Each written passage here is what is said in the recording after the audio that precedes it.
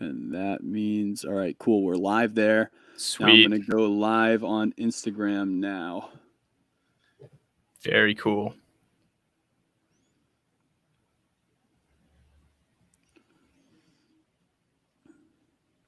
All right, I'm live on Instagram. I've got this new little stand that can see my beautiful drop ceiling in here. Oh, awesome. Oh, I didn't bring it. Just kidding. I would have brought like a phone tripod or something, but it's all good. What's up, Ryan? We're going to go live and we are obviously clearly going live right now. We're going to be doing a live podcast for the next hour on really cool, fine-ass dude. How's that? By the way, that's the intro you promised me. That's the intro, man. In case you didn't know, you can swear on this show. That's totally cool. Okay, cool. All right, because even if I didn't have that rule, I would swear by accident anyway. So I have to definitely have to make it allowed. Don't want to systematically fuck up. Yeah. So past cool ass dude, Ryan. I'm gonna do like an actual intro here, but while we're waiting for him to jump on, did you find my live stream? No, I don't think. Do I not follow you? Is that what the problem is? I mean, I kind of suck, man. I wouldn't either, but it's at Dave Wake Up. Where he's a digital nomad. That's the problem. There we go. But it's at Dave Wake Up. There I am. Oh, got a little delay. Okay, cool. There he is. All right, invite you in. Boom. Ryan, I hope you're doing good out there. Definitely feel free to ask any questions or throw in your 2 cents or let us know what you do. If we haven't talked before. Yes, it's working, but we got our Instagram forcing that volume up again. Are we good now? Yo. Yo, 1 2 1 2. Testing. Can Instagram hear me? Mostly it's going to be me echoing, and it's there, but it's super, super faint. Check 1 2. Check. Let's go. It's pretty close already, man, because I'm going to be doing a little bit. Chaos Audio. Oh, you'd love those guys. You would love those guys. I heard their episode. Yeah, you guys are. Oh, you did? Oh, dude, you guys are doing the coolest shit. Yeah. That's awesome. Coolest shit. Very cool story too. And they obviously went after it. So who from Chaos is that? Ooh, don't tell him. No. Secret. All right. Cool. All right, you good, man? I'm good. I think we're good. All right, we're good, man. Let's send this thing. People can see my nice drop ceiling. What's up, buddy? All right, welcome back to the Waking Up From Work podcast. You're listening to episode 106 tonight. I used to be able to do the different things, but I can't do it fast enough to do 106. I don't know. I'm not that talented. Welcome to 106 of the podcast tonight. This is where we get to work, making work a passion, living life full time, interviewing creatives, entrepreneurs, small businesses, and just people living different types of lives to just talk about the things that we have the ability to do, not the things that we have to do. So on tonight's episode, I think that's a really relevant topic and some of the things that I noted on here. This gentleman was kind enough to have me hang out on his podcast, which I don't know any of you listening to the show, you already hear my voice enough. So, but if you could possibly stand my voice any longer, then you should go check out this dude's show. Maybe just skip my episode on there. Just go check out his show. But no, that was a good one. That was a good one, man. But so I've got Max Sher from the Sher agency and a podcaster. I'm told not to say the name of it, even though I'm going to link it up on here just because he's changing things up a little bit. But a fellow podcaster on here too. And we we'll probably talk through a bunch of different things tonight, man, because I know on my episode with you, we talked about that whole palette of things that I do and how similar you are in that fashion that you do all these other things. He's a guitarist. He makes websites. He's traveling. He does all sorts of things to facilitate business and run his business. He's a podcaster. Like, it's just like that vibe. So I know that we have a lot to talk on, but one thing that I've never had on the show before, I've had my friends that are living like the van life. I've had some people living like alternative lives, but one that's super popular modern day because we have the ability, and something that I haven't had the show is just like this digital nomad piece that you're doing. So I totally want to hit that out of the circle of things that I'm sure we're going to talk on tonight. But oh yeah, welcome, Max. Thank you for being on the show, man. Thank you for dealing with me for a second hour of life, huh? First time was so much fun. Had to do it a second time, man. I'm super excited to be here. Brave. No, it was fun, man. You're a pretty chipper dude, and you're obviously an interesting guy. So I'm happy to be able to invite you back over my way so I can pick your brain. Well, I'm blushing now. Yeah. Oh man. So Max, for people that don't know you, from my audience, do you want to run them through like what is this thing that you're doing? I think you're like 3 to 7 months into this. What are you up to nowadays, and where did you come from to kind of get to the place that you're at? What's up with Max Sher? Yeah, so I guess I'll just give you the cliff notes that I do. So about 6 years ago, I was starting my freshman year of college. I started a web design agency, and over the course of about 4 to 5 years, I built that up and turned it into what it looks like now. It's been quite a journey to get here, but it's allowed me to live a pretty cool lifestyle at this point. Now I'm just hopping from city to city, doing 1 to 2 months of Airbnb-ing, just staying in a single place, getting to live life there. It's pretty awesome. Right now I'm in Puerto Vallarta, Mexico, which is probably my favorite place. Uh-oh, looks like we've got an echo of some kind. But what do I need to do to fix that? There's an echo, you're saying, Heather. Is it from me or is it Max? Test. See. I'm going to turn my headphones down in case your voice is loud in my mic, but I should be okay over there. Heather, did we fix it? How we looking, Heather? It's me. Max. So I don't know how it would be Max though. How could it be me? Oh, are your headphones hot? They could be. That's the only thing, because I just turned mine way down. I don't think so. What will we do? Oh, Ryan's helping us out too. The audience. Test. Can you hear me? Always comes in clutch. Thank you guys so much for doing that. DJ Music, what's up?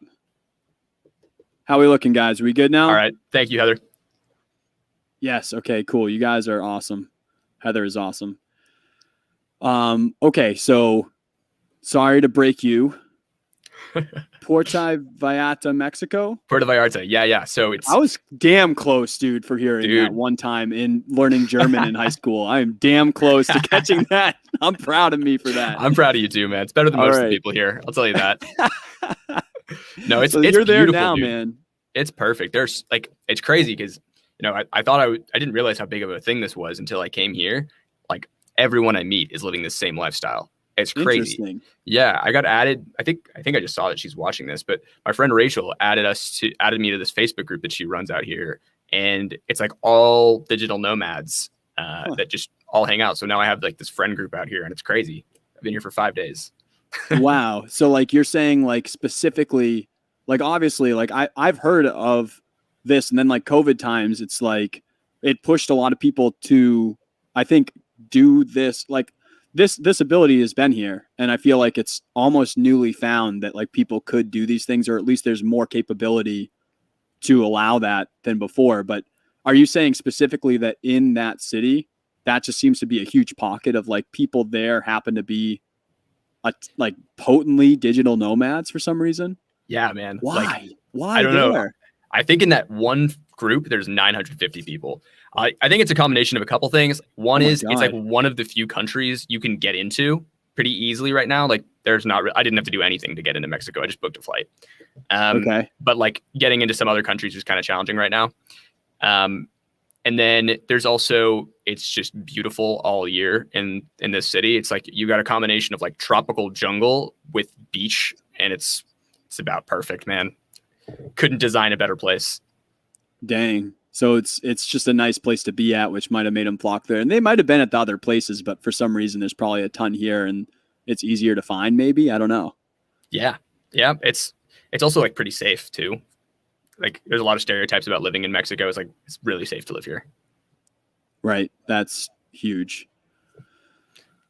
So how Definitely. long have you been doing this? How long have you been living out of the Airbnbs and kind of traveling and hosting work from it? And then how frequently have you been changing your So spot? I left, I was living in Tucson, Arizona, and I left there in, I want to say July, maybe. And I just rented out that place. Then I went and just hopped around and visited friends, and like literally was just being like 3 days to a week in each city just to get it out of my system. Then I went to, and I did that for like a month and a half. Then I went to Austin for 2 months. And that was probably around September. And I've been going ever since then. So what's that? Like 8 months? About 8 months out. Yeah. Yeah. Yeah. So mostly like just off a feel then. There's no like actual schedule. It's just off a feel of like where you want to go next and how long you are there probably is based off of how much you're enjoying it, I'd imagine. Absolutely. I mean, the longest I've stayed in one place is 2 months, and that happened in Austin and it happened in Nashville because I just loved those cities. And I would absolutely stay here for 2 months too, but I've got a family thing I got to go to. Sister's graduating. Fair. I was going to ask you because I know that you were talking about how much you like that place. I was going to be like, are you going to keep moving around, or is this where you're going to be at? I was wondering that. I feel like everywhere I go, I'm like, this is where I'm staying. And then someone's like, you should go to Puerto Vallarta. And I'm like, all right. Oh my God. Like, just like, hey, there's another place you should go. And you're like, all right. Yeah. It's totally just going with the wind. I really don't have any plans. I know I need to go back to the States for at least a little bit, probably until mid-June. But I want to go see South America. The other challenge there is I don't know if it's going to be open. I had some of my other like Nomad friends were telling me that you really can't get in anywhere down there. Oh, really? Down in South America? Yeah. Yeah. I mean, obviously, I think a lot of us are optimistic right now in terms of like what's possible for this year, but I know that like vaccine rollout in many countries is so variable. It's so variable of how each place is doing with that I'm sure that still the rest of this year is going to be super mixed. But I bet you that there's going to be places that are more open to get you in, I'd have to imagine. Yeah, we'll kind of just got to roll with the flow. Oh, my buddy Nick says hi. What's up, Nick? I feel like people think it's not safe to live in. Come out. Yeah, I think parts of it are unsafe for sure, but like this area, I can say like I feel very safe in. The only thing I've seen happen here was my buddy got like, it was actually kind of crazy. We were sitting on the beach and this little kid came up to us and he was like digging around looking for like a dog or something. He was like 4 years old. And we realized like moments later that he had grabbed one of my friend's bags with like his passport and everything and just dipped. No way. We never got that back, but like it's like some 4-year-old kid just totally messed up this guy's trip here. He's from Canada, so he's like in trouble now. Oh my God. Yeah. So did he told you guys that he was like looking for a dog, but he was really trying to get his bag? Was that what was going on? Yeah. He was like, it was in Spanish too. So like we were like kind of understanding what he was saying to us. And he was like trying to find the dog, but I should have realized like he was like reaching and grabbing stuff, but I'm like, he's a 4-year-old. Who cares? Right. And it's like probably like really hectic where you're like not ready. So you're like, what is going on, dude? Like, yeah. What are you up to? Yeah. Yeah. We've been traveling. We were somewhere in the Caribbean on one of like the lesser populated islands. And there was a woman that came up and was like, she was trying to sell us bracelets, and she like put them on us and basically was like, you have to make a donation to the school where these are made. But when you looked at it, it said like made in Thailand or something. And I was like, I showed it to her. I was like, the kids made it. The kids from the school here made this in Thailand. Like, do they have like really expensive field trips that they're raising money for or something like that? She got pissed and she walked away. But yeah, man, I mean, I've been down some of the the places where it's like a haggle market or stuff like that. And like, Mhm. as like a, like a sales background person, sometimes I get into those markets and I'll be like, hey, like I'll tell my wife, like, hey, I'm going to go hang out in here for a little bit. And I just want to play the game, man. I just want to be like, how low can I get these sunglasses? And I'll just be Dude, like, like someone will come up and they'll be like, Oakley's, Ray-Ban, blah, blah, blah. And like, show me it. And I'll be like straight up, like, I need you to be straight with me, man. These aren't Oakley or Ray-Ban. Like, let's just say that right now. They look good. They feel good. Like, we both know that, like, this is still, like, pretty damn good, or else you wouldn't be able to trick people. Like, let's just be straight with me.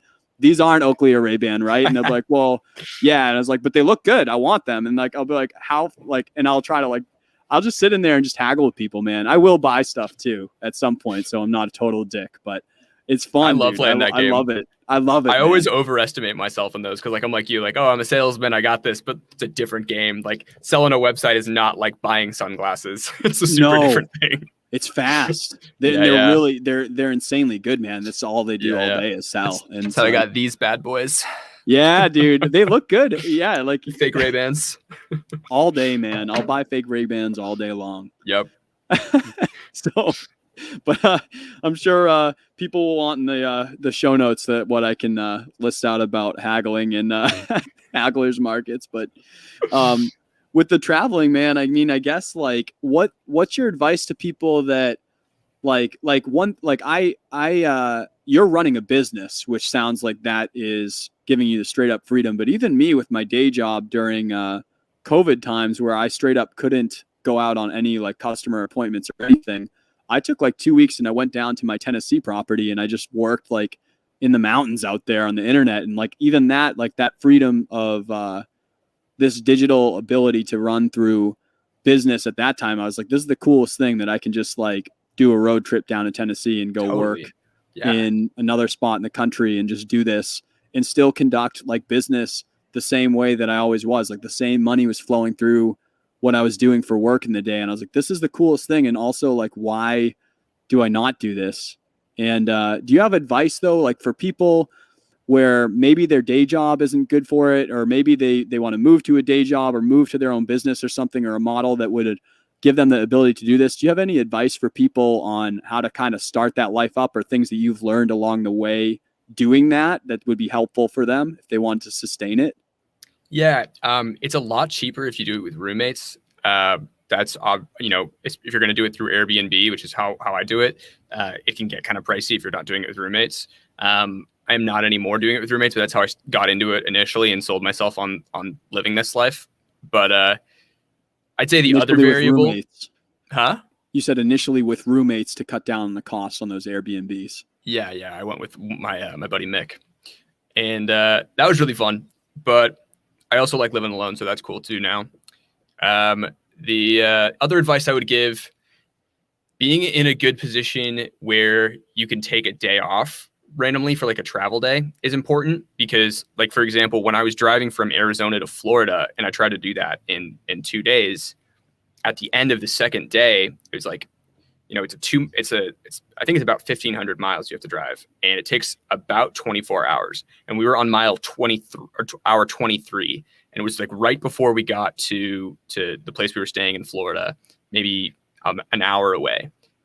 Our car broke down just like randomly in the swamplands of Florida. And nice. We had to spend the night at a gas station because there was no tow truck in this small town in the middle of nowhere to come get us. So like literally my friend and I were just in our chairs sleeping in this car at a pump waiting for a tow truck that was not coming. So obviously the next day I had to be flexible and not have to go into work that day. So setting up, if doing this kind of thing is a goal for you, you kind of have to set up your life in a way that if you have to miss a day, it's going to be okay. Or you can tell your clients like, hey, an emergency happened. So I would definitely say if you're not in that kind of situation, don't try it, or be very, very careful with your travel plans. Real estate is the other thing I would say prevents a lot of people from doing it. Like if you have a lease, that can prevent you from doing it. So come up with creative ways to get out of your lease or sublet or something like that. That all worked out really well for me. And then, of course, all the tips you can give someone about just being a freelancer or an entrepreneur or whatever it is that you want to be. That's a whole separate category, but those are also important. Right. It's got to be like a game of like, I need to keep my overhead down. I need to control the overhead that I induce, and I need to find ways to control and generate income from something that can be facilitated perfectly through online, right? Those three must be like the pillars of giving yourself that ability. So it's like if you have crazy overhead, you're just opening up for a lot of risk and things that you can't control. Or if you are working a business that you have no online ability, like there are things that are a physical, input output thing, or they might be physical, but you haven't thought of a way to do digital, but there might be a way to do digital that you have to create and do something that's sustainable. And then obviously, like you were saying, like roommates or like keeping an eye on those Airbnbs, there's obviously a huge demand for domestic travel right now. So I'm sure you probably get crafty with like how you're picking them or whatever you're doing to do those. But the other thing, there's a message I send to, like before I move to a new city. I send it to like 20 or so Airbnbs that meet the criteria I'm looking for, just like asking them for a lower price, just like straight up saying like, hey, you're outside of my price range, but I love your place. Is there anything I can do to, get a lower price? And like 9 out of 10 of them will just drop the price and send you a special offer right there. And then you can compare the real numbers. Yeah. Because they're making crazy margins right now. Wow. That's awesome. And for you, for them, it's like if I stay here for 2 months to have it booked for 2 months, that's gold for them too. They're like, I would love to have it just booked and not have to worry about the turnover for it. Totally. Yeah. And I've got a 5-star rating on Airbnb, which is primo. Extremely important.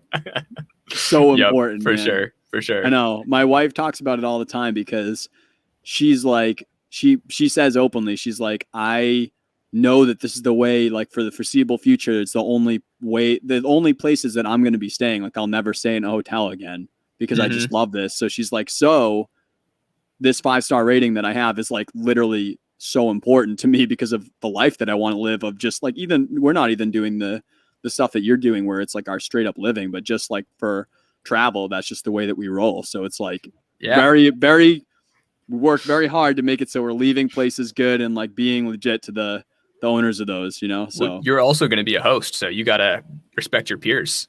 I am going to be a host. I know. I better be a super host, man. Dude, I also want to get into that game really badly.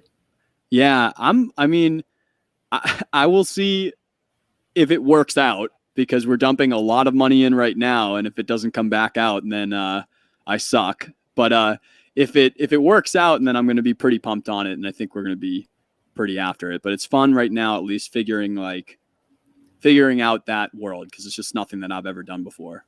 Yeah. I've never done it either, to be honest with you, but how hard can it be? I don't think it's crazy. I think you got this. I hope so, man. I believe it. So how long are you going to do this, man? Do you have any expectation in the future? Or are you just straight up like, this is what I'm doing right now, and like, we'll see what happens? Well, when I was living in Nashville, I was kind of feeling like, I've done pretty much everywhere in the States that I'd wanted to go. And I was kind of like, for some reason or another, I was kind of thinking like, I didn't want to leave the States. But then I just pulled the trigger randomly and came here to Puerto Vallarta, and I'm meeting all these other like international people. I'm like one of the only Americans here.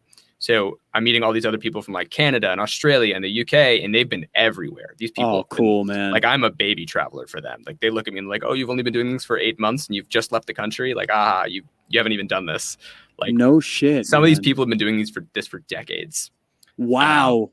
Straight, boom. Like straight, like these travel influencer people. Yeah. This is like what they do. Crazy. But they're kind of inspiring me. They're like, you haven't even put your feet in the water yet. So now I kind of feel like I need to stay in the time zones of the US, at least for now.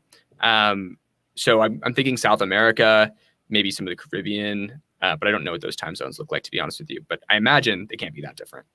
Right. I know that is tricky. And I remember, I don't know what, I was way younger. I remember one of the first iPhones that I got or something, when you know how it comes and has like all those like clocks on it, and it shows the different time zones. I used to look at that and I'd be like, why in the fuck does this come like default on this? Like why in the world does anyone give a shit about all these other things? And I used to be like, what is up with this? And then like, I looked on my phone the other day, I have like every single time zone in here. I have like UK, and then I have like something else in like Eastern Europe. And I was like, fuck, I totally get it now. And like, and I benefit a ton by, I know that you're moving around between the country, but I always benefit whenever I have West Coast clients all the way here on the East Coast, being 3 or 4 hours ahead for any projects that I work on for them comes in clutch. Cause like, I'll have things where like, it might be for me, like I procrastinated, but then for them, they're getting the content or whatever it is that like, if I'm managing their podcast or I'm doing a mix for a band or something, it comes in at like 3 a.m. or 4 a.m. and they're like, damn, this guy's hustling if they don't think about it too much. They like, think you just went to sleep. Never says like, yeah, man. Like, so you can play those time zones to your advantage, but the English people kill me, man. When I'm working with English projects, then I'm always like getting wrecked. So yeah, that's a brutal time zone. Yeah, so I get that. For sure. My team's all in like different time zones too, like for my agency. I kind of have as long as you're operating in some US time zone, you can do whatever you want. So that's kind of cool for them because like I set that rule because I'm like, who am I to tell people that they have to work at a specific time? Like I'm going to be in East Coast time zone this week, and then I'm going to be in West Coast, and then I might go to Hawaii. Like who knows? So I just figured I told them like, as long as you're operating in some basic US time zone, you can shift your hours whenever you want. Just make sure you're kind of consistent. Interesting. Okay. So let's talk about that, man, because I asked you like right before the show where I saw your content and I was like, man, your content looks awesome. I want to work my Instagram content to look more like that. I was like, it looks great. And then you said it was a gentleman I think you said the Philippines. Yeah, that's Mackie. That's working that. So yeah, Mackie, if you listen to this, you're killing it, man. But how did you put this team together? How did you start working with people in these different, like how did you go about finding your team to put together? Sher Agency, by the way, I'm not sure the full extent that you do, Max, but Max makes ridiculously beautiful websites. That's what Thank you. He's about for the most part. People, if you haven't checked out his stuff, it'll be in the show notes. But how did you put together this agency, man? How did it work out to work with people internationally as a team in the agency? Because I work with people as clients in different places, but I don't know that I've ever done some of that. And there's so much opportunity in working with you have such a bigger pot. If you're like, hey, I can work with anyone. We just need to, like you said, you got to set some rules of like, hey, we have to work within this time period or something. But I don't know anything about that. How did that come together? How'd that work out? Yeah. So the bulk of my team is literally lives in US time zones. So anybody that a client is going to be communicating with, or a guest on my show, or anybody like front facing has to be working in some, like living in some US time zone. And sure. I say that living in Mexico right now, and I know that's hypocritical, but it's just what I found works. I've tried it in many different ways. But there are certain roles, like for example, video editing, that, it's not as critical that they're awake. They do need to be awake and working during our US business hours. There's no way with any kind of creative business that you're not going to have revisions on stuff that they send in. You're not going to need things quick. Like anybody who's worked in any kind of industry like this knows that you do have to go back and forth on stuff in real time. Yeah. But like for those kinds of things, you don't need to be completely synced up. Like for video editing or for like sometimes back end web stuff, that's fine too. So for people like that, you asked me like how I find them. For people in the Philippines, the best way is onlinejobs.ph. I have found that's a website. Okay. You can just like post what you're looking for, write a description of what you want, write how much you're willing to pay, and then people who are interested in meeting those criteria will apply. If you don't care where someone's coming from, Upwork is great. Fiverr's good for specific like one-off jobs, I would say. Those are the three I've used for international talent sourcing. Awesome. And so in terms of the agency model, is it like contract work? They're not actual employees, right? No. Everyone overseas is a contractor. I don't even know how you would do. I guess you could. No, I don't have any international employees. The guy in the Philippines does work for me 40 hours a week, though. He just is in the Philippines. Yeah. That's awesome, man. That's so cool. Yeah, I love it. I think it's the perfect setup for what we do. I mean, I've been doing this for I'm going on 6 years now. So I think, I've tried many different combinations of like this job's in the Philippines, this job's in India, this job's here, this job's in wherever. I think this is the optimal one. Like my core people that I work with day in, day out are all in the US, and then there are ancillary positions around the globe. Sure. So what makes up the agency? Like what pieces make up your business, and how did that go from you starting it in college, probably on your own, into this team that you've scaled up to do this? That's quite a question. So the way it is now, there's one creative director. Her name's Emily. And then I've got 2 designers working as well. And they design and they develop. And their names are Patsy and Laura. And that's the team that I work with on client projects. So hello to them if they're watching. And then there's the marketing side as well, which is Mackie. And there's also Rachel, who directs like my social media and the podcast and a lot of the marketing efforts that we do. So those are the people that I'm working with on a day-to-day basis. There are other pieces of like contractors that we bring in. Like we have some great back-end developers in Canada that we work with, and India for very specific kinds of things. But that's the bulk of the team. In terms of how we got here, I started by hiring one person. The agency has transformed so much, right? Like I started off trying to be a jack of all trades, all things to all people. Yeah. I was I would do Facebook ads. I would do logo design, graphic design, layouts, web design, web development, everything. So I started out by learning the basics of every single part of the marketing world. And then over time, I realized that was unsustainable because I was trying to hire people who were also jack of all trades, but all those people owned their own companies. So that was really hard. So What I ended up doing was there was like this one crazy day where I realized that I was going to have to take a step back to go forward. So I was probably a sophomore or junior in college, and I had 30 to 40 clients on retainer. Oh my God. Yeah. And we had a team of like 7 or 8 people at the time. And it was like this crazy moment. I was like, what do I do here? How do I? Were you just booked at all periods of time, like in like just burning up mode, like holy shit? Oh yeah. And I was a full-time student. Yeah, that's what I'm saying. Managing 30 to 40 clients anyway, that sounds like a full week to me, but let alone that on top of school. Dude, you must have been just like at it. Yeah, it was pretty nuts for a little bit. So I just realized that something had to change, and it's emotional too, because like, it's not just me, it's like these people that work for me and depend on me, and they're these clients that depend on me, and I'm solving problems for them. So in one breath, I just like decided, like, I'd been wrestling with it for a while, but in one breath I decided like I have to cut my business into 25% of what it is. And I sent the emails client wise. And my team was so stressed. Like everyone was like completely stressed out. We had no processes, because how do you make a process for everything when everything is changing? Yep. That was a rough time, but from there we scaled back and have built up again since. And now the business is significantly better, like way more sustainable.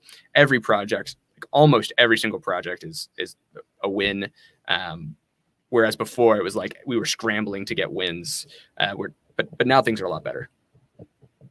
That's awesome. Well, so I felt this, like, I mean, I think that's like a natural piece of anyone who's working some type of creative business, of like these natural waves of like overgrowth, like you get us, like you basically, you don't start out with a team like that. Right.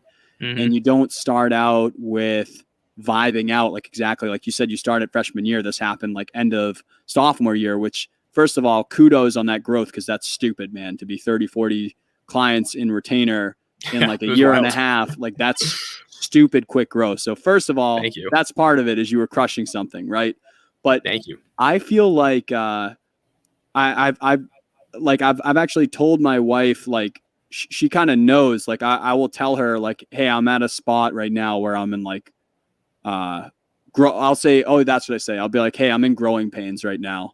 And she knows exactly what that means. And it's like, I did something to stimulate aggressively. Like I was like, hey, let's get this going. Let's do this new service. Let's do this for this space or whatever. And I attacked something, but then it's like, good job, like great job to you. But then it's like, now I just created a problem for myself and now I need to fix it. And it's like, hey, get clients so that this can function.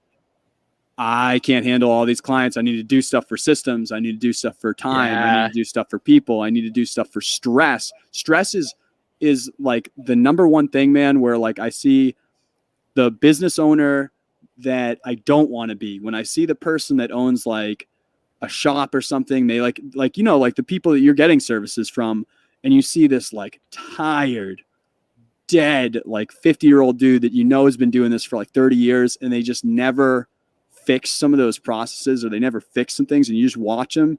And like sometimes you can call a business owner, and it's all partially part of it, where you can call someone at friggin' 11 at night or 2 a.m. or it's like sometimes these people are still in their offices, man. The office light's still on, but it's like, what would you give as advice for people out there that when they hit those sections, like what is it that kind of, for you were like, hold on a second, I got to fix this thing. And then like, what did it take to take that step back to be like that hurts, man. You worked really hard for a year and a half to get all that clients, to take 25% of them and be like, actually, I'm all set. Like I have to get out of this. What things were you feeling that made you have to make that reaction? And what things went into the decision in doing that piece of the process for it? Because you must have learned a lot in that one moment that I'm sure is spiderwebbed into micro decisions that you make on the daily now, I bet. Yeah. So it came at a time when I had just met this guy.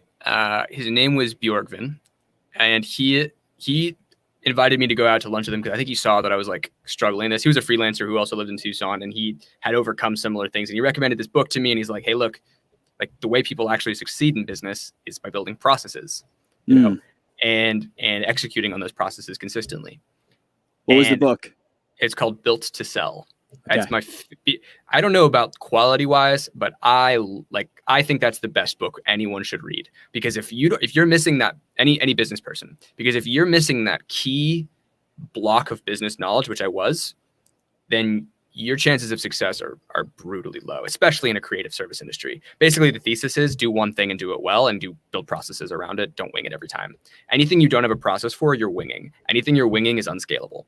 So if you... Wow. Yeah, it's a good book. So what that book allowed me to do was realize that, okay, so I've got, I think at the time I was offering 14 or 15 different services, and all of them, I was the only person who knew how to do up to standard. 100%. So if you're the bottleneck at every part in your process, you're barely able to delegate. So you asked me what advice I would give to someone, like, don't start out that way. Make sure you have only things that you have systems for that you're selling, and your systems are going to change and improve over time, but you got to start with a system. What I'm doing now is like what this current phase of growth is for me is like, okay, so we've got systems in place, but now we're growing faster than we can produce. Like we're making more sales, getting more websites than we know how to build in a timely fashion. So we're rejecting a lot of projects. Right. So, and that's not great, right? So we want to scale to be able to meet that growth. And I also don't want to stop selling. Like I want to sell more, not less. Right. So what the problem becomes is training. And training right now would be absolutely impossible if we did not have rock solid processes for every step of what we do. So right now what we're doing is creating like a video library of every step of every build, where it's like literally like half of my day every day right now is going to, and not half, but like 25% of my day every day is going to like me recording how to do parts of each project, and then just like putting them in that library, letting our editor like clean it up and make it presentable, because I'm the worst on camera, like when I'm recording tutorials. So letting him edit it up and then putting a finished product in there so the team can, be trained and learn how to do new things. That's very smart. Yeah. I'm not anywhere near your capacity, but like this is a great conversation for me right now. I've been doing some of those same things where I finally brought an assistant on for some of the things that isn't like my magic touch, like the things that are like editing or tuning vocals. There's certain things that I do that like I learned from shadowing like a producer in LA that was a great mentor for me. So there's things that even in that process that like I do that I want to make sure are happening, but they're not things that necessarily can't be taught. But like some of the way that like I might approach a mix, that kind of can be taught, but at the same time, like that is very much my thumbprint, where like that is 100% just how is my mind going to think through a problem and how am I going to address it? And that is built up off of X amount of years of like how I like to listen to music, how I've interacted with music, and how I've done that thing. Everyone's mind is different at that part. So it's like those pieces that I can sub out. I've been working on that. And that's exactly what I've been doing. I've just been screen capturing myself doing it for hours, trying to trim that down and then getting it over to my assistant. Like when things aren't working, when we're not able to like get what I'm looking for out of it. That's one thing that I have as a recommendation that I learned quickly to people out there that are trying to do some of these things, is that like anything that you don't show or you don't say, you cannot expect that it would be done. And it's not Absolutely. like No you chance. just can't expect it. You can't expect that of anyone, dude. It's not reasonable at all. But like, I feel like I did it for me. First of all, I was never like mean to him. I was just like in my head, I was like, man, I don't get why this is not happening. But then I like think about it and you're like, because you'd never said that. And most of it was coming from a place for me where I just was like, I respect this person. Like he's an awesome engineer and I assume that he can do it because he's just awesome. But it's just the exact way that I want. If I never communicated it, he could be the best engineer in the world. And if we're not on the same page and I never did anything to do it, then it's like, what do you expect? What would happen? I feel like every time we talk, you say words that I would have just said. Like that is exactly, I wouldn't have put that any differently. You can hire the best person in the world for something. And if you don't show them how you want it done, they won't do it the way you want them to. Right. It's just, that's not how people work. Everyone's different.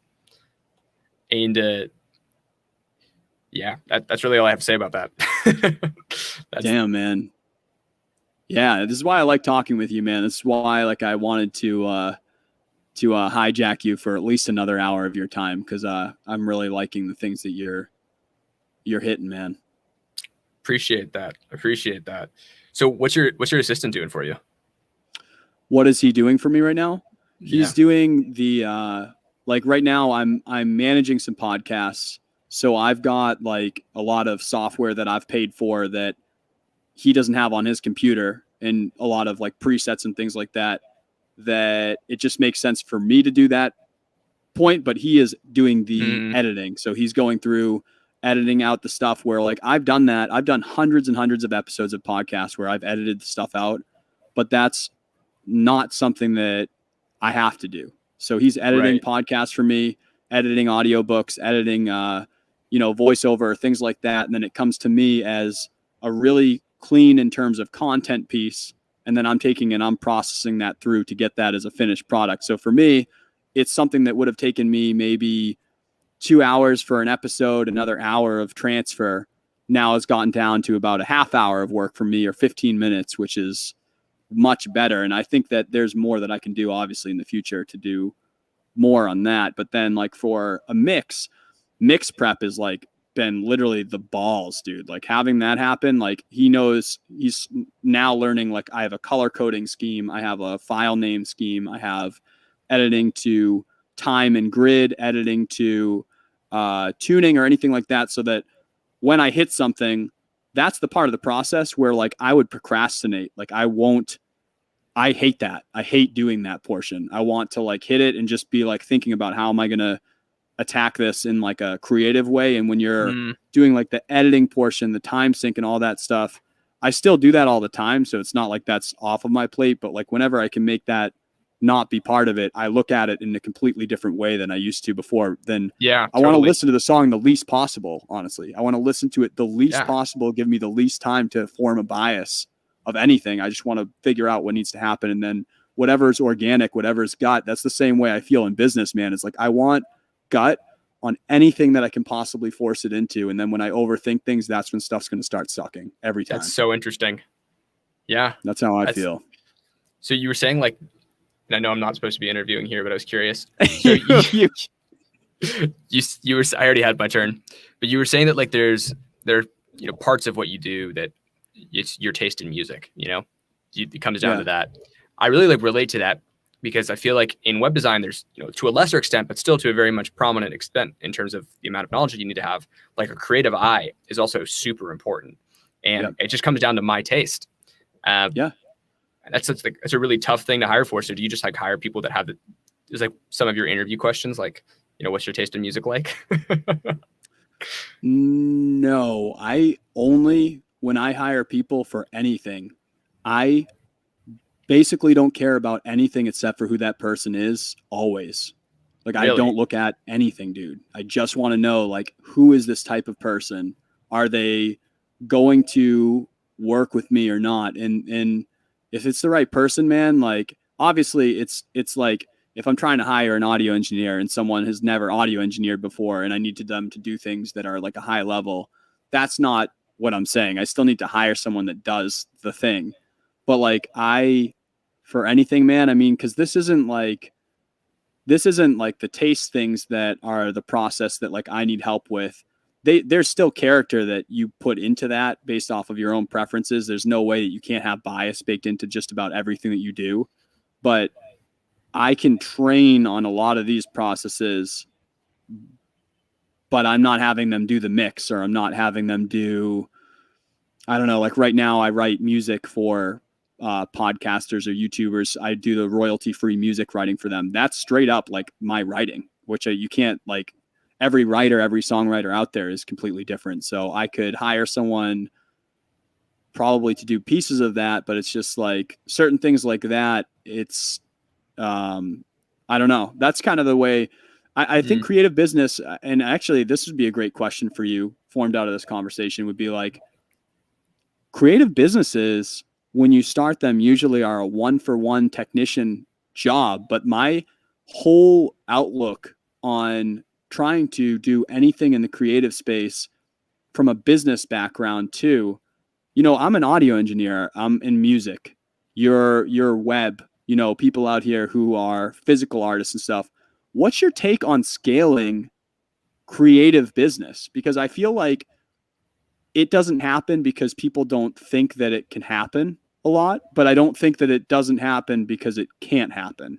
And I feel like there's a way to scale creative business in a way that is effective for your time and the lifestyle you want to form without compromising the touch points that you have to make to hit that. What's your take on that, and how have you been doing that so far? How do you keep the you that makes Sher Agency, Max Sher, it's an attachment of your name? How do you keep that piece of your brand, but then how do you scale? Because you literally have a podcast on scaling sometimes. I know you're changing it up all the time, dude, but like, that is a tough thing to attack. It's not easy to do. It's interesting that you asked that. I was thinking about this the other day.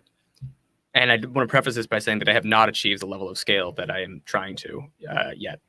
But yeah, I think that it comes down to an ego thing. Like, you have to recognize that it goes back to what we said earlier. No one's going to ever do things at the not at the level, but the way that you would do them. And you have to recognize that other ways can also be correct. That's what makes it a creative industry. There are multiple correct solutions. Now, there are criteria that everything needs to meet. Like, a web page needs to have this button there. It needs to have this scrolling effect there. Like, there are a set of criteria that every creative deliverable needs to meet in order to be of quality. But you have to let go of your ego saying that your way is best. And that was so hard for me for so long. It still is hard for me, but you have to do it. So that's what the creative director role is, in my opinion, in a business. You let their ego rule. You can't let your ego rule. So you have to hire someone to be the ego that you need to let go of. I think that, real quick, Max, can you see if your volume went back up on Insta? Because I'm hearing Are we echoing? Turn that back down. I'm echoing a little bit. Say some words. Oh, hey, Nicole. Check. 1, 2. I think we're good. Say more words. Check 1, 2. I think we're good. I have headphones on, so I hear you from here. So it's it's tough. Bilingual. Totally agree. Love that comment. That's my friend Nicole. What's up? Oh, cool. Wait, no, I'm hearing a little bit echo again still. Yo. Sorry, people out there live. Instagram is the worst, by the way. I love being on here, but it's super feisty. Check 1, 2. Yo. The viewers are not getting any echo. They're not? Okay. No echo. Just you. I'm just hearing it on the StreamYard. So, okay. How I think killing ego is like kind of the key to, like, it's not just in business space. Like, everyone talking about killing ego, that's like kind of the goal, I think, to be just a good person or successful in life, is like, how do we make it so that it's not like ego is a natural piece of being human, where like you need to care about yourself. Even if you go primal and just talk about like, I need to care about me living, you know what I mean? Like I have to care about me as a person to be alive, like physically. It's like a primal thing of like a defense mechanism. We're baked in with an ego of like, I need to get food and water and shelter, and like these are the things. But I feel like past that natural, like Maslow's hierarchy, primal instinct of an ego purpose, it's like for everything else, it's like ego needs to get out of the way to just like, I don't know, man, like to be like into a further state, or like get to that next spot of like what's possible past this, because there's so much past ego that can open up and like really do some incredible things for so many people once you're out of that space. I guess for like both business wise, or like when you're approaching that, because of the way that you're thinking is probably the same process. How did you go about trying to pick people where you're like, hey, let's take this ego from someone else and let them send that forward? Or how did you remove your ego from that equation? Because I totally agree with that statement. That's probably what gets in our way a lot of allowing that to happen, which makes it really much harder on people who are in charge of a creative business from allowing any type of scaling to happen, and thus killing stress, giving themselves a better lifestyle probably, and being able to have your cake and eat it too. Yeah, that's a great question. So I think the answer is no one starts at a point where you can trust them because they haven't been trained yet. So you start someone at a different position and you have to be patient. The mistakes that I've made in the past are just forcing someone into a position because I need someone in that position, not because they're ready for it. So now what we do, like the way we have our current creative director now, she started as an intern, then she was a designer, and now she's a creative director. Because over that period of time, I was able to realize that, okay, while her taste is different than mine, it is still good, and she understands the criteria that we need to hit for, you know, the deliverables that are required, and you know, all of our clients love her. So like that's what is required in order to succeed in that role. So right, as long as you set those benchmarks for yourself in advance, you'll realize when someone gets there. Right. That's simple. It seems simple, right? It seems simple, but it sucks when you're like when you don't have someone for the role and suddenly you're managing 12 projects on your own, you know, like if you don't let your emotions get to you, you'll make the right decision. But if you're willing to take the heat of the stress of being overworked for a short period of time because you know that there's a light at the end of the tunnel, like it will get there. Yeah. And one thing that like I've been thinking about a lot lately is you know, there's another podcast that I've already mentioned on here that like I absolutely love, called the Six Figure Home Studio Podcast. They're rebranding to the Six Figure Creative because they like to work with it's funny, like they're audio engineers that like to help creatives too. It's really funny. But they talk about this concept of killing your sacred cow, which I think is really in a line with killing the ego. And like one example I'll say right now, I stopped mastering my own stuff. Like I have been actually using another audio engineer's platform. This is how he scaled as being an audio engineer to just like, he's just a ridiculous entrepreneur. He's on the show as well, Jay Moss. I use his Master AI mastering software, which is super taboo. Like it's like, that's such a thing in the industry, is like, oh, you don't master your own stuff. You use whatever. It's like, it's never going to be, it's like, well, in my opinion, this is actually AI that's working in still the benefit of the music. Like this is really good software for me. And for me, I just realized that when I mastered it myself, it felt better to me because it was me. And I could be like, I did all of that. I did blah, blah, blah. Like I did mix, master, record, edit, writing, blah. I did all these things and it feels really good. But I was just realizing that just like I was talking about, like where I want the least amount of time in a project for the least bias to form. So it's just all gut. That was a thing where like I had recorded the person. I had edited it, tuned it, mixed it, mastered it, written in it is just like, I did so many pieces of the pie. By the time I got to mastering, which is getting this final product, this final polish on the thing that sends it out, by the time I hit that spot, I had so much bias baked into what I was creating. It was just not the quality that it needed to be. And that's before AI, a lot of mixing engineers would send out to mastering engineers so that they didn't have that bias. This has been happening forever, but I guess I am just rolling in that taboo right now of early AI mastering. I'm sure that that's going to be the standard over the next 5 years. That's my vibe on the industry. We'll see what happens. I think it'll be in everything. It'll be in mine too. Everywhere, dude. It's going to be no one's going to be able everywhere. to conversion rate optimize better than like for a web page than a computer is ever. It's just Google's going to come up with a thing, and then that's going to be what everyone does. Yeah. But another thing that I think is important about this discussion we're having is like think about like, if you're a creative, right? Think about the pride and work that you put out, that you have when you deliver something and a client loves it. Like, there is nothing better than that feeling when a client goes, wow, this absolutely was fantastic. Like, good job. Like, this changed my business or my career, whatever it is, right? The feeling that you get when a team member was responsible for that deliverable is like 10 times better, because then you have a system for producing it. Like, and if you've got, if an AI product is what allows you to achieve that scale, then that's fantastic. Like, the more times you can get that like job well done, the better. And you should chase that.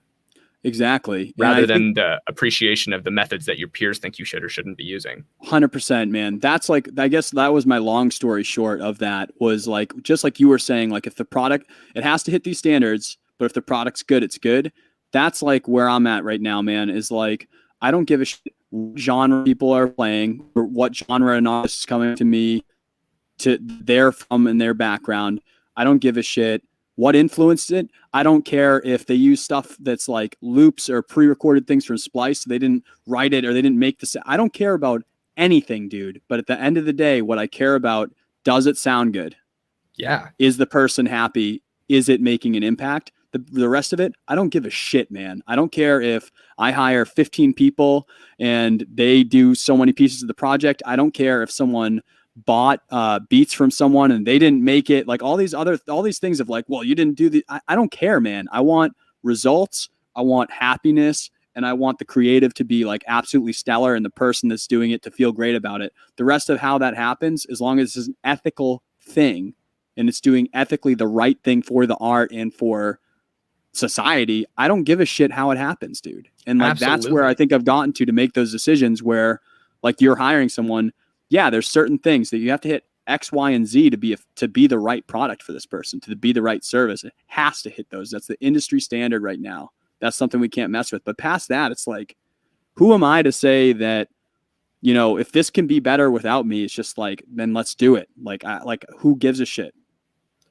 We're in a similar position. Like we intentionally use tools that you don't need to be an absolute like professional developer to use. Like, it is so much better to use something that the client is going to be able to interface with at the end than do what all the developers think that, you know, oh, it's not pure code, or there are so many weird stigmas around it, but because, you know, naturally they're developers and they want to protect their livelihood, but it's just not the best tool for the job anymore. Like some businesses will come to me and ask me for a website and be like, you should probably just make it yourself in Squarespace is what I'll tell some people. Like, use the best tool for the job, not what developers think you should use.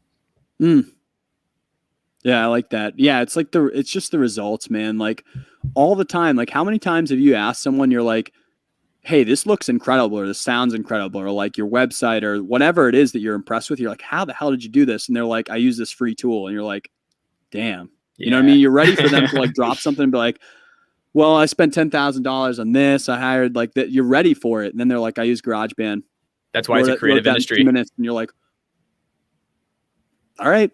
Just like I tell people all the time, like I talk off of the Billie Eilish, like getting all of those awards. Like, so first of all, and I've already gone on the rant, so I'll make it super short. First of all, she did hire insane producers and things that worked with her. But at the end of the day, her and Phineas did cut the record out of a home studio. And it's like that was like a ripple in the industry to be like, yes, top 40, top smash hits, they're being made in a house. And then that's why it's like whenever people come to me like, hey, I know that I don't have a pro studio, but like I'm just looking to like figure out how I can start getting into audio. I'm always like, I'm not judging you. I think you can do whatever you want to do, and I'll help you do whatever you want to do. But like I'm sitting here and I'm renovating this house. So obviously I'm going to have like hopefully a bougie studio someday that I can flex a little bit on, but it's like, I'm doing all my work right now on this beautiful floral wallpaper, crushing it with this shitty ass drop ceiling and lamp. And it's like, if I can do it, you can do whatever you want to do. And it's like, I don't know, man. I basically, long story short, I'm so down with, your take on ego and working through that in a creative process, man. That's pretty big of you to be able to stomach that. It's just that's such a hard process. And it's like I feel like it's that pill to swallow meme. It's like the pill to swallow is like straight up the ego, and you sorting that pill out where you're like, I don't matter sometimes. And it's like, that's a hard pill to swallow, man, especially in creative. You are the art, you are the agency. It's crazy. It's hard shit. It is, man. You summed it up perfectly right there. That's it. All right, dude. Well, I have 5 questions that I ask at the end, and the only reason we're doing that is because of the length of time that we've talked, or else I would talk with you for an exorbitant amount of time. I can tell you that. I feel like, we could go for a bit. Yeah. So are you down to hit my like 5 questions at the end and then go hang out in Mexico? Sounds like a good time. Let's do it. Yeah. Okay. So the first question is, we kind of get it throughout this. I just did the 100th episode where I straight up montage that shit of like taking this question because I really am passionate about it. And it's just, why do you wake up and do the thing that you do every single day versus any other thing that you could possibly do in life? Like time is obviously the most expendable, like the most valuable piece. Why do you wake up and do the thing that you do every single day instead of getting out of bed and doing any other possible thing that you could do? Why? Because I committed to it, and the only other option is to give up, and that's not happening. Fair. I love it when people answer and it's like just sharp. I like both answers. I like when people answer really long and it's like this crazy thing that blows my mind. I also love it when it's super short. It's like, this is the exact reason why. Yep. So, what would be along the way, say you could take the lesson and kind of like pop it into someone, like they didn't have to go through quite as much as you went through to learn this lesson from it. What is the worst choice or decision that you've made along the way, or the shittiest thing that you've had to deal with through this process of either being digital nomad, starting the business, in the website making industry? What's the shittiest thing that you don't recommend to people? Hey, don't do this 5 years ago, me. Don't do this.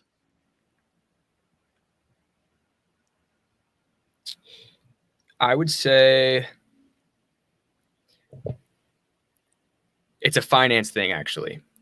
So if you're doing creative projects, this is a bit of a controversial one, but if you're doing creative projects, don't spend the money that you used on that project, that you got from that project, to do that project. Whoa.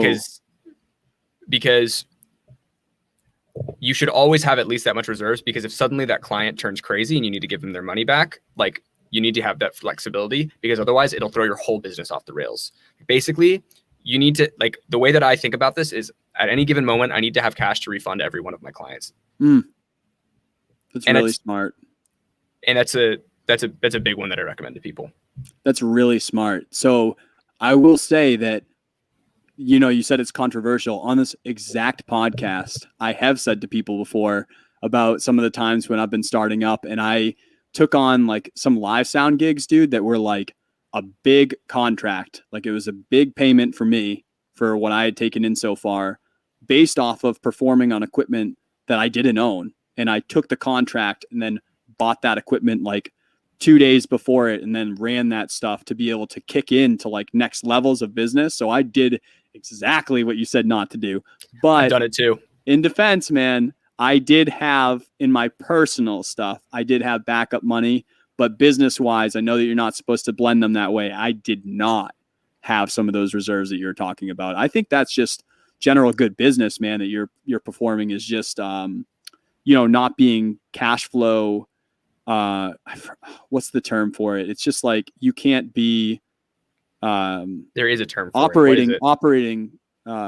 is it operating cash? It's like operating Your operating margin. expenses. Okay. Yeah, you need to be able to operate. And if you spend everything you have, also for taxes, then you need to be not doing the wrong thing. Don't do year one and not put aside money for taxes, people. You'll cry.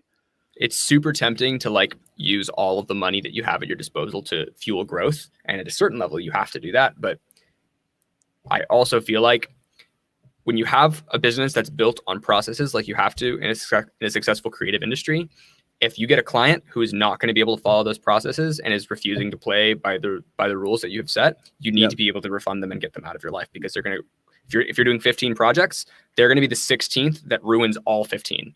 Yep. Oh, 100%, man. That's such good advice. That's like 80-20 principle, right? Yeah, that's super true. 80% of the problems come from 20% of the clients. Yep. That's super. Or alternatively, true. Hire like a freelancer to do the project like in parallel, so the rest of your team isn't getting bogged down. Fair. There are many ways to solve the problem, but money is the solution to all of the solutions. Money is a solution to a lot of problems, as shitty as it can be sometimes. It does. You can usually throw money at stuff over and over and over and solve problems. It just isn't ideal, Yeah, it's true. It's true. All right, flip side of it. What's the best thing that you've ever done? Best idea? Becoming a digital nomad for sure. Yeah, this is so good because it forces me to, like, when you're a workaholic, when you're working super, super hard and you're up until 2 a.m, like everyone has those phases, but when you're doing that, that means that there's something unsustainable in your business. So if you are in a position where you're no longer, if you're in that position, that should be a sign of negative health of your business as a whole, not just you. So even if you are like, oh, I'll sacrifice myself for the business, because, we all get like that sometimes. Yeah. You can't you have to recognize that this has to be a temporary thing. And when you're traveling like this, you can't do that. Like, sure, I'll still do it every once in a while, but like, it's not a regular part of our systems. Like there's no like once a week, Max stays up until 3 a.m, Yeah. And I'm sure I have clients who will see this and be like, but you emailed me at 3 a.m, but that doesn't count. That was the exception. Not the rule, right? Yeah. Dude, it is so funny talking to you because I feel like you've dealt with problems like a year or two ahead of me in every instance. Cause like literally right now I've been telling people, all right, the only defense I'll give myself is that I recognize that it is a temporary thing, but I'm in a push period right now. Okay. And I worked my ass off last year to get out of doing 7 days a week and get healthier. I started doing like marathon training. I started eating better. Like I just did a ton of things for my health last year. That was a big push. Now I'm right back in. I'm still working out. I'm still doing things that are healthy for my body. But right now I'm in a push period with this build on top of these other workload that I don't actually have that time that I signed the line to do. But I'm in a push where I'm now 7 days a week, 6 or 7 a.m. till friggin' midnight, dude. Like that's my life again. Jeez, dude. And it's disgusting and it's awful. Passion project too. Like that farmhouse is going to be so cool. And to your exact point, I am fully aware that it is not a permanent work style. And I have a date range that it's projected to end. I have this is a push that I'm going to sacrifice myself for the business, but it should end in the end of June. So people listening to the show, you can look at me at the end of June and either call me an asshole or be like, good job, Dave. But like, if I'm still doing it or not, yell at me. Like, usually when I'm in that position, for me, that means that I need to either hire or promote. Like I need to give someone more of my job or bring in someone else to do someone else's job so that I can promote someone else to do my job. Somewhere there needs to be another person added to the equation. Right. But you're building a house, so I don't know what to tell you. That's the money, man. If I had the money, it would be people that are hired to do it. But I'm straight up building. It's back to input output. It's like it's not a scalable. It's straight up like I either go out there and get plaster and asbestos and shit poured on me for 3 days straight, or it doesn't happen. So it's like, I think this is when the big guys get loans, but I don't want to do that. Yeah. Like when that kind of situation comes up, One day I will. Yeah, I think I will too. I'll be at that point where we can do that. Yeah. I think when I do my vacation rentals, that's when I'll do it. Hell yeah, man. You said a couple resources through the show that I will list in the show notes, but what is a recommended resource that you have for the audience? It could be a book, podcast, website, video, movie, anything that you would recommend. It can be in any of the topics that you play in too. It could be multiple resources, but I know that you recommended that book. I'll put in the show notes, and I'll put that website that you use for hiring some people. I'll put all those in the show notes, people, so you can check that out. But any other recommended resources you have people should check out? Yeah, the one I'm like evangelical about right now is Atomic Habits by James Clear. That has absolutely changed my business. Like and it's like not even a business book. It's a self-help book, actually. It's like, here's how to build better habits. And I love that kind of thing. But I feel like they usually like a good one of those. I feel like they are 1-in-1. It's true, because it's just like how to build systems for yourself. It's like how to conduct yourself, Exactly. Yeah, exactly. So from this book, like I didn't read it in the book, but I implied it from the book. Like I created like this list of improvements to like just all of my companies and all that stuff. And every day I do one thing, and it forces me to get like to work on my business instead of in my business, at least for part of the day. And that is a really hard thing to do as an entrepreneur when you're living in the whirlwind. Yes. That for people, like a lot of people that listen to the show, obviously this is kind of the point of it. They're working creative businesses. And usually just like this whole episode that we've been talking, it's like I started because I do this thing. Right. Mm-hmm. And I literally have in my schedule an on your business day. Right. So it's That's like smart. I think it's Tuesdays now. It's like on Tuesday, it's an on your business. You have this many hours to do an on your business session. So that way it's scheduled to be like, you cannot do a function that's serving an exact thing inside of there. It has to be some type of overview thing to try to get better at the shit that is just getting in your way, because you can't unclog those machines or do those processes that you've come up with. You've come up with so many processes, Max, that's like, you can't come up with those while you're making the website. You just can't do it. It doesn't make sense. It's true. Yep. You have to step outside of it and look at it holistically. And if you can, with another person, that's why it's good to have good people around, because they'll see stuff that I don't, because they're working on it. They're the ones building the sites. They're like, Max, it'd be so much easier if we just didn't do this step and we did this instead. Like, obviously, Right. Totally. And then also, that's why the other reason we're entrepreneurs. Like, we have crazy ideas. And if you don't have time to actually sit down and execute them, you'll never do them. You'll just spend the entire time like doing your creative passion instead. And yeah, that's great, but you're not going to achieve your goals that way. Exactly. Last one, man, is the very easiest. And that is just straight up like, people want to keep up with Max Sher Agency, see where you're traveling at, see what's going on in your life. Where do people stay up to date with you, man? If you just want to follow me and hang out, I'm at Max_SHER. That's my last name, Sher, on Instagram. Instagram's probably the one I'm the most active on right now. If you want to hire my agency for a website, it's sheragency.com. But yeah, that's really the best place. Awesome. So people out there, if you are in the middle of something right now, definitely when this comes out on podcast platform, I will have all of that at wakingupfromwork.com/show notes, episode 106 that has Max on here. All of those will be clickable links down below on whatever you're at on podcast and everything. You can click that and jump right onto his stuff and keep up with him. Awesome. So Max, thanks for being on, man. This is that, like, seriously, like, I know we kind of met through your show, but I am so glad that I got a chance to kind of drag some of this out of you, because you are doing some pretty cool shit, man. Dude, your show is really fun. I had a good time with you. Thank you so much for having me. And breaking the that was your first live stream, right? Yeah, that was my first one. I think I liked it a lot. I think we're gonna do it again. Oh, cool, man. I've been dragging people into live stream, so awesome. All right, let me end this here. All right, hey, Instagram people and people on, looks like there's some on StreamYard. Thank you guys so much for watching this live. If you want to see this whole thing, if you like jumped in late or something, this will all be on podcast on Tuesday, and you can listen to the whole episode. And yeah, hit us up for anything. But thank you guys for your time on here. We really appreciate you hanging with us. Thanks, guys. It was fun. Let me grab some of this real quick. I have people. That's the only thing with Instagram. I have to. I like to follow up with people after, and the people that I didn't get to talk to.